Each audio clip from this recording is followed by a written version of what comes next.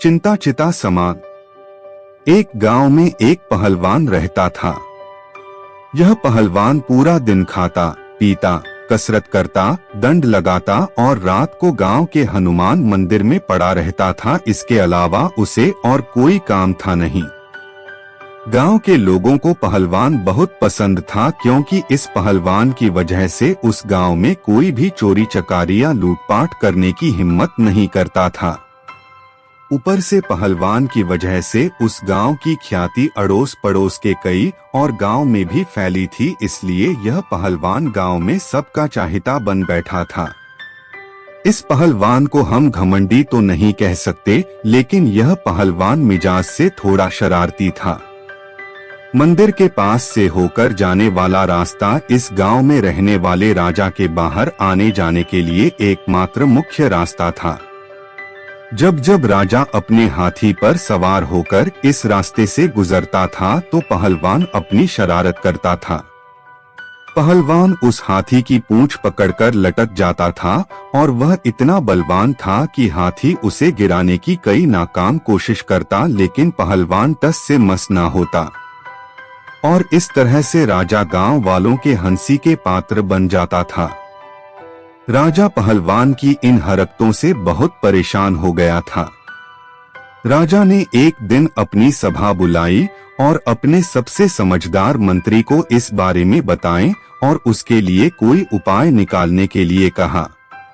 मंत्री ने राजा से कहा कि आप उस पहलवान को यहाँ बुला लीजिए और उसे कहिए कि आप उसे नौकरी देने वाले। अगले ही दिन पहलवान राजा के दरबार में था। पहलवान ने कहा कि मुझे पहलवानी के अलावा और तो कोई काम आता नहीं है, फिर भला आप मुझे कौन सा काम देने वाले हैं? मंत्री ने पहलवान से कहा कि राजा ने तुम्हें आज से नौकरी पर रख लिया है और तुम्हें बस इतना करना है कि सुबह 6 बजे तुम्हें उस मंदिर में दिया जलाना है और रात को 12 बजे उस दिए को बुझा देना है। इसके लिए तुम्हें महीने में 30 रुपए मिलेंगे। उस जमाने में 30 रुपए बहुत बड़ी रकम होती थी, इसलिए पहलवान उस काम के लिए मना नहीं कर पाया। उसने सोचा सिर्फ दिया जलाना और बुझाना ही तो है और इसके बदले पूरे 30 रुपए मिलेंगे। पहलवान उसी दिन से राजा की दी हुई उस नौकरी पर लग गया। पहलवान के वहां से जाने के बाद राजा मंत्री पर बहुत गुस्सा हुआ। राजा ने कहा कि तुमने यह क्या किया? मैं सोचता था कि तुम पहलवान को कोई ऐसा काम दोगे जिससे वह व्यस्त रहेगा और मुझे आगे से परेशान नहीं होना पड़ेगा, लेकिन तुमने उसे इतना आसान काम दिया कि वह 1 मिनट में दिया जलाएगा और 1 मिनट में दिया बुझाएगा और बाकी का समय वह कुछ नहीं कर रहा होगा। यानी कि जब मुझे उस रास्ते से गुजारना पड़ेगा तो वह फिर ऐसा कुछ करेगा जिससे मेरी जगहसाई होगी। मंत्री ने राजा को विश्वास दिलाते हुए कहा कि महाराज आप मुझ पर भरोसा रखिए। एक और काम और आपको करना है, सिर्फ 30 दिनों तक आपको उस रास्ते से नहीं गुजरना है। राजा अपने मंत्री की समझदारी से अच्छी तरह वाकिफ था, इसलिए राजा ने 30 दिनों तक इंतजार करने का तय किया और जैसा मंत्री ने कहा वैसा 30 दिनों तक बिल्कुल उस रास्ते से नहीं गुजरे। 30 दिनों बाद राजा अपने हाथी पर सवार होकर जब उस रास्ते से गुजरा तो पहलवान अपने शरारती स्वभाव से मजबूर होकर फिर से हाथी की पूंछ पकड़कर लटक गया।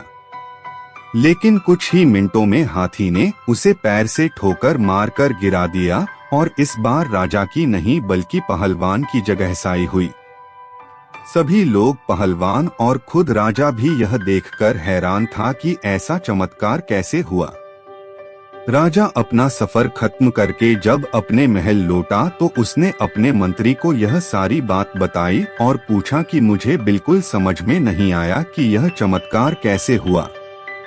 मंत्री ने राजा को समझाते हुए कहा कि महाराज जब तक वह हमारी नौकरी नहीं कर रहा था उसे किसी भी प्रकार की चिंता नहीं थी, लेकिन जब से हमने उसे नौकरी पर रखा उसे सुबह जल्दी उठकर दिया जलाने की चिंता रहती, जिस वजह से वह ठीक से सो नहीं पाता। और रात को 12 बजे तक दिया जलता रहे, उस बात की चिंता सताती, इसलिए वह खाने पीने पर भी ठीक से ध्यान नहीं दे पाता। बस यही कारण है कि वह नींद और भोजन ठीक से नहीं ले पाने की वजह से कमजोर पड़ गया। राजा को अपने मंत्री के समझदारी पर गर्व हुआ और राजा ने मंत्री को एक अच्छा सा इनाम देकर उसे धन्यवाद दिया। दोस्तों, छोटी सी यह मोरल कहानी हमें सिखाती है कि हमें जीवन सिर्फ आज में जीना चाहिए। बीते हुए कल और आने वाले कल की चिंता से हमें कोई फायदा तो होता ही नहीं है, बल्कि हमारे मन, मस्तिष्क और शरीर पर भी उसका दुष्प्रभाव होता है।